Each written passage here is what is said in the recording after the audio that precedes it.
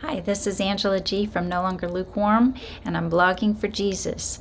I'm going to go ahead and read some of the blogs that I have written on video form, and that way if you are on the go, you don't have time to sit down and read, you can just hit the play button.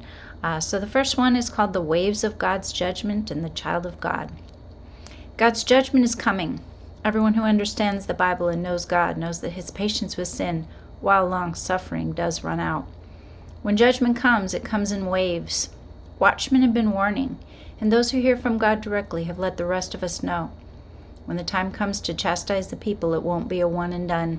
There will be multiple events that will lead to the refining of the bride, mercy to the lost who will seek God in their pain, and a hardening of the heart to those who will ultimately reject the light of God. 2 summers ago, I spent a few glorious days in Cancun, Mexico. I had prayed about it and felt that God was okay with the trip. While I was there, I was conscious of just how much God always takes care of me and my needs. I had wanted a beach so badly. I wanted to feel my toes in the sand, and he had made a way for me to go. Anyway, about the second or third day into my trip to Cancun, I was out in the water, and these thoughts about God's judgment came to me. Waves of God's judgment are like waves in the sea. When we see the waves of God's judgment crashing toward the shore, they will look ferocious from afar, but we, the children of God, are not to fear. Because just as the waves get near to us, an alternative force from the shore, God's protection, will lessen the impact. What should have knocked us over will become a gentle bump. Also, even on the same beach, within a few feet of each other, there are high spots and low spots. At a high spot, near to God, the wave hits at the shin and has a much lesser impact.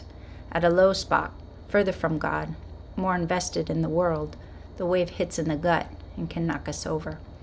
Also, whether a high spot or a low spot, and no matter how much those waves are mitigated, sometimes a wave just hits hard anyway. I think there will be some parts of judgment that will hit us personally. One time, a wave hit me hard, and I got water in my eyes and in my mouth, so I went back to my beach chair and wiped the water from my face and took a sip of my cool drink. I then realized that God will be with us during that time. The Holy Spirit will be there to comfort us, whatever we go through. We still need to get off the beach. The last thing I noticed while I was on the beach, thinking through this analogy, was that the waves themselves never came up to the beach chairs.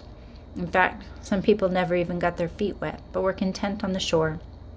The further out, the harder the waves, but the stronger the sense that God was with me and in control.